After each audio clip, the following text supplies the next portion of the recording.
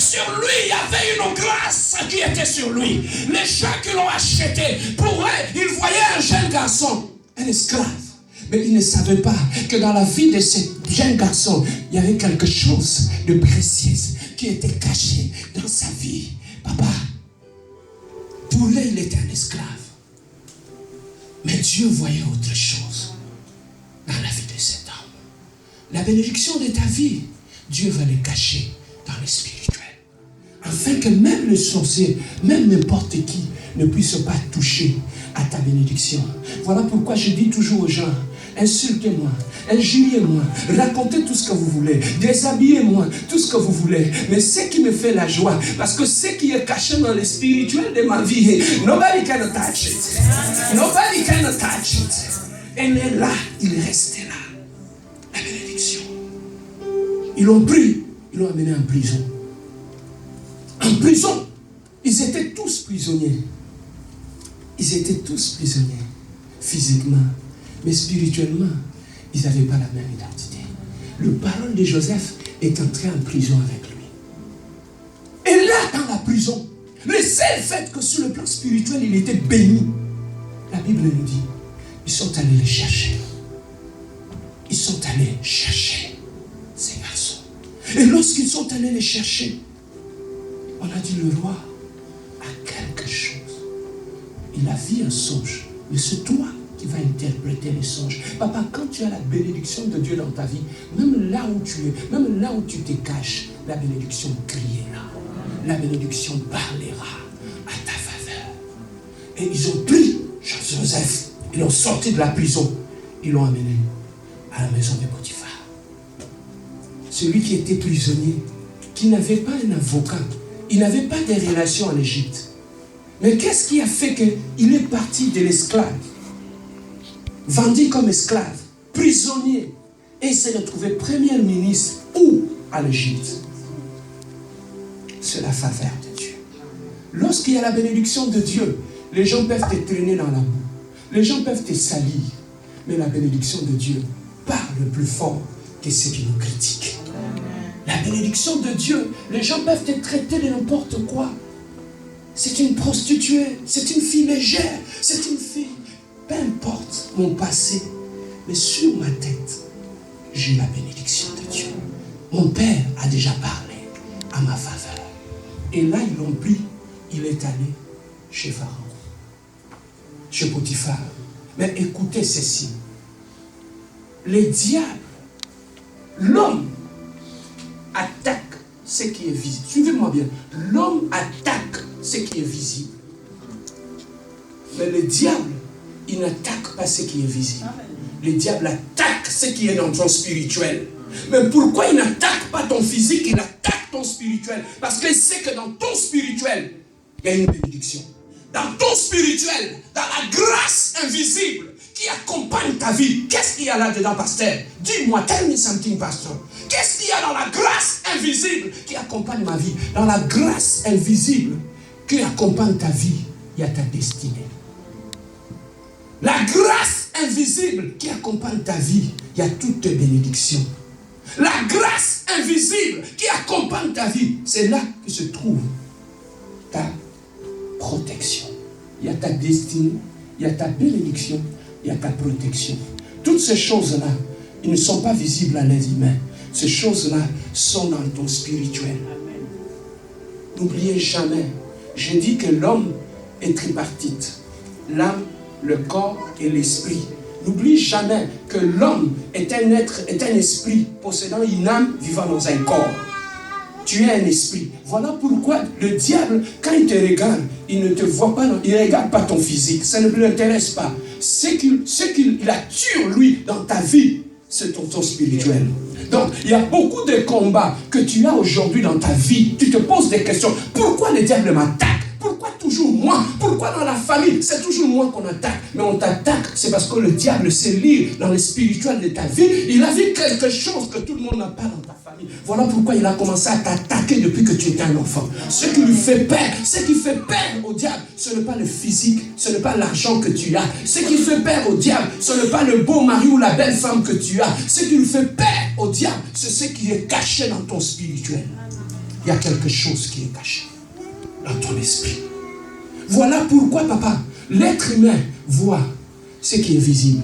Voilà pourquoi il peut te minimiser, mais ne sachant pas que dans ton spirituel, il y a quelque chose. Joseph, il était un jeune esclave, un prisonnier. Mais dans ces jeunes esclaves et prisonniers, il y avait une grâce qui était sur lui. Les hommes n'ont pas vu cette grâce, mais le diable a vu la grâce qui était dans la tête de Joseph. Maintenant, il tourne la vie. Suivez-moi. Le diable a lu quelque chose dans la grâce invisible de Joseph. Il a lu quelque chose. Vous savez, la grâce invisible, c'est comme la carte prépayée que tu as. Quand tu regardes comme ça, tu penses qu'il n'y a pas de valeur. Mais sur la carte, il y a une sorte de piste qui est là. C'est là que cachent toutes les informations. Il suffirait de les passer sur un lecteur. On saura combien d'argent est à l'intérieur. Mais quand tu regardes comme ça ressemble à un plastique inutile. C'est comme ça aussi notre vie. Quand tu regardes l'homme, tu peux le minimiser. Mais en lui est caché des données spirituelles par rapport à sa vie. Voilà pourquoi dans le spirituel, le diable, tout ce qui l'intéresse, il cherche à lire quelles sont les données spirituelles qui sont cachées dans le piste qui est dans ta vie. Parce que Dieu a placé à tout un chacun de nous ce piste-là qui est dans notre vie, où il y a toutes les informations là-dedans. Tu te minimises parce que tu crois que tu n'es qu'une simple carte en plastique. Mais dans cette carte en plastique, il y a de l'argent dedans. Il y a de la valeur. Et lorsque le diable a commencé à regarder tout ce qui était dans la prison, il a lu quelque chose dans la vie de Joseph. Il a dit, ces garçons, je vais les garder à l'œil. Parce que je vis en lui quelque chose d'extraordinaire. Joseph est sorti. Il est allé à la maison de Potiphar. Et là, dans la maison de Potiphar, le diable savait que Pétchoyo en a donné mon quoi, ma casse la vie. Mais maintenant, qu'est-ce qu'il faut faire? Papa, lorsque dans ta vie, il y a des données qui sont assez fortes, le diable va chercher le gros moyen pour te détruire. Joseph est entré, un simple garçon, dans la maison de Potiphar. Mais pose-toi la question. La femme de Potiphar est tombée amoureuse de Joseph. Les gens croyaient que c'était un amour normal. Ce n'était pas un amour normal. Mais le diable a vu quelque chose de grand dans la vie de Joseph. Il fallait maintenant lui voler ce qu'il a dans sa vie. Le diable ne vient, Jean 10. On a dit, le diable ne vient faire quoi? Dérober. La première des choses, le diable, on dit, il vient pour voler. Le diable ne vient pas pour voler ton argent. Le diable ne vient pas pour voler tes habits. Le diable ne vient pas pour voler ta voiture. Le diable vient voler tout ce que tu as dans ton spirituel. C'est ça ce qui lui intéresse. Le diable vient, cherche à voler tout ce que tu as dans ton spirituel. C'est ça ce qui l'intéresse. Maintenant, il fallait comment faire pour bloquer Joseph, pour bloquer son étoile, pour l'empêcher de monter. Qu'est-ce qu'il faut faire? Le diable a cherché le gros moyen. Yaya, dans ta vie, quand tu as une étoile qui brille fort, le diable utilisera de gros moyens pour te voler ce que tu as dans ton esprit. Le diable cherchera de gros moyens. Il ne va pas t'amener de petits moyens. Mais il sait que plus ta valeur est grande, plus ton combat, il va chercher de grandes choses. Et le diable a regardé comment tu peux s'appeler. Il faut te bêter numéro à l'école. On ne va pas aller chercher la petite fille qui est la bonne chez le roi. Nandaka Potiphar. Ce n'est pas la fille qui lave le vaisselle. Tomata l'école. Va toucher niveau à l'école. La femme de Potiphar. Elle-même. Il est allé, il a pris Joseph dans la chambre. Il a voulu enlever ses habits. La Bible nous dit, Joseph, il a fui. Il est parti. Si c'était nous, l'esprit qui nous, hein? Moi, ça bosse. Mon job avantage. Que lorsque je sais que la femme du boss, mon a libéré facilement. La femme du boss, il va parler au boss. Je vais monter les échelons. David a refusé. La Bible dit, ce n'est que la bénédiction de l'Éternel qui enrichit. David savait que ce n'est pas la femme de Potiphar qui va me lever. Moi, ma bénédiction viendra. Amen. Au nom de l'Éternel. Et il a refusé de tomber dans l'impudicité avec la femme de Potiphar. Voilà pourquoi je te dis, pour te voler ce que tu as dans ta vie, Yaya, sachez-le aujourd'hui. Le diable utilisera de gros moyens. Si tu n'as pas un mental solide, tu risques de tomber. Et que le diable ouvre la brèche pour mettre la main dans ta spiritualité, te voler tes bénédictions. Il a utilisé de gros moyens. Pour te voler ta bénédiction, ma sœur, le diable ne t'enverra pas un petit gars qui n'a rien, qui marche à pied. Il t'enverra un beau gosse. Il t'enverra un homme beau, intelligent, qui parle bien, qui roule avec une belle voiture. C'est celui-là que le diable va utiliser pour te voler ta bénédiction. Il utilisera de gros moyens. Le diable utilise d'abord la séduction. Il va utiliser quelqu'un qui va venir te séduire pour te voler quelque chose de grand dans ta vie. Mon frère, souvent les gens disent, pasteur, je ne peux pas tomber dans le péché. Ah, papa, nous sommes là-bas ici. Hein? Mais comment on habite la moto l'hôtel? Hein? Papa, il y a des femmes, quand elles passent, tu le regardes, tu tournes comme ça. Au bout, c'est une chose, tu ne sais plus si tu allais dans cette direction-là. Il y a des femmes, quand tu les regardes, tu non, fou maman. Oh, mes frères, quand même nous tu regardes. Papa, ce sont ces genres de personnes que le diable va envoyer pour te séduire ailleurs. Hein? Ce sont les genres de femmes que le diable va envoyer pour détruire, te voler ta bénédiction. Il utilise, n'oublie pas ça, de gros moyens pour te voler quelque chose de grand dans ta vie. Et maintenant, lorsque Joseph, pourquoi le diable avait choisi d'utiliser l'impudicité pour attaquer Joseph? Pourquoi, pasteur? Pourquoi il n'a pas utilisé un autre péché? Parce que le diable sait. Dieu nous a interdit. Il a dit, fouillez quoi?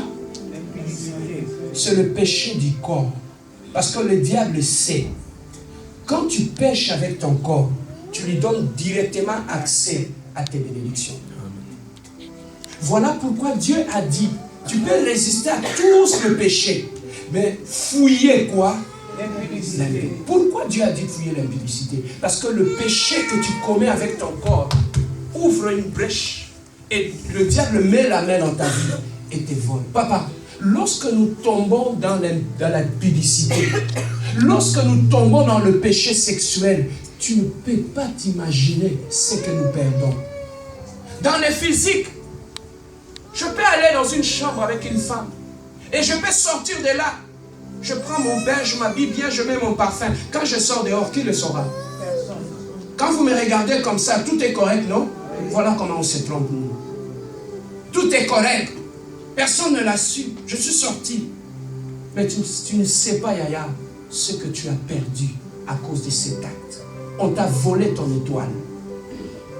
Tu as perdu ce que nous perdons, bien-aimés. Le diable rôde. Il cherche à voler. C'est comme ça que tu vois dans la vie, il y a des gens qui se sont fait voler leur étoile. À cause du péché sexuel. À cause de l'impudicité. À cause de l'adultère. Tu perdras des choses. Ma soeur, tu peux aller dans une chambre avec un homme. Personne ne le sait. Personne ne le voit. Tu finis, tu prends ton bain, tu te maquilles bien, tu sors. Personne ne le voit. Malheureusement, tu ne sais pas ce que cet homme vient de voler dans ta vie. Le diable met le gros paquet. Oh, cet homme, il est beau. Il m'amène au restaurant. Il m'achète le parfum. Il me traite comme une reine. Il sait ce qu'il veut voler dans ta vie. Si aujourd'hui beaucoup de sœurs ont du mal à mettre au monde, c'est parce que dans leur vie, ils se sont fait voler les enfants qui étaient dans leur vie. Un homme a pris tes enfants et il les a sacrifiés dans les mondes des ténèbres. Mais cet homme a mis le gros paquet pour t'avoir. Si aujourd'hui tu as du mal à te marier, un homme était venu dans ta vie et t'a volé ton mariage. Aujourd'hui tu marches comme ça, sans enfant, sans mariage. Pourquoi? À cause de cet homme qui a volé des choses. Mon frère, aujourd'hui tu te bats, tu travailles fort, mais c'est que tu ignores, le jour que tu es tombé avec Susanna, le diable a volé ton étoile. Jésus-Christ, il était Dieu. Mais pour que le mage apporte de l'encens, apporte de l'or, apporte de myrrhe dans la vie de Jésus-Christ, les mages ont regardé dans le ciel. Ils ont vu l'étoile. Ils ont suivi cette étoile jusqu'à ce qu'ils ont trouvé Jésus-Christ et ils ont apporté des bénédictions. L'étoile amènera des mages dans ta vie. Mais lorsque dans ta vie, tu t'es fait voler ton étoile par un homme, par une femme, voilà pourquoi les mages ne viennent plus. Pasteur, d'où vient le malheur dans ma vie? Le malheur a commencé là. Le jour que tu es monté sur ce lit, tu as tout laissé, alléluia, sur ce lit. Et tu t'es relevé, tu as tout perdu. Aujourd'hui, à cause de cet acte, tu es vide. Tu es vide. Tu es vide dans ta vie. Plus rien ne marche dans ta vie. Ça donne l'impression que tout est beau dans ta vie. Ça donne l'impression, je suis bien, tout est beau. Mais dans le spirituel, tu t'es déjà fait voler ton étoile et ta bénédiction. Ton étoile a été volée. Le diable vise l'étoile. Prends ta Bible, je vais te faire lire quelque chose.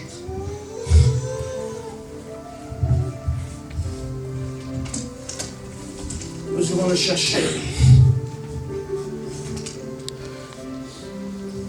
Nous allons le chercher dans le livre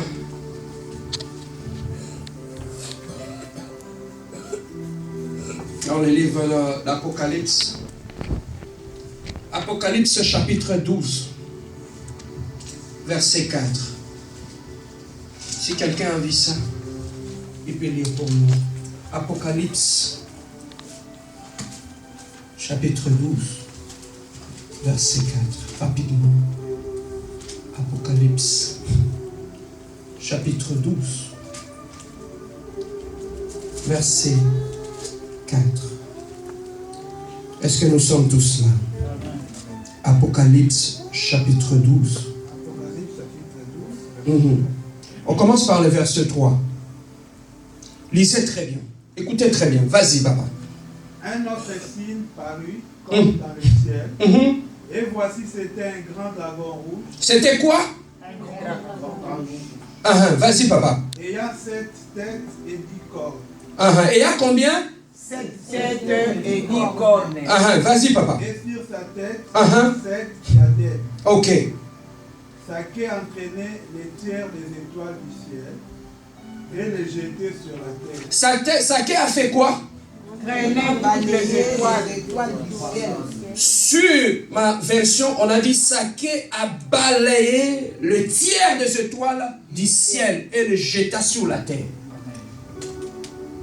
La queue du dragon, le diable, a balayé dans le ciel les étoiles et les a jetées dans la terre. Voilà le travail que le diable fait.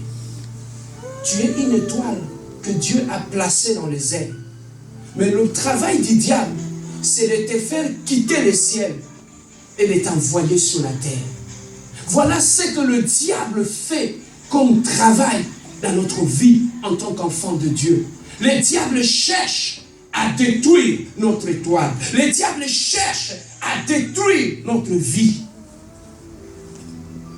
À cause de ton erreur, le diable va balayer ton étoile dans les airs jusqu'à t'amener sur la terre. Il y a beaucoup de gens, Yaya, leurs étoiles ont été balayées par les dragons rouges à 7 têtes. Ça, c'est le diable, le travail qu'il fait. Voilà pourquoi, papa, tu dois faire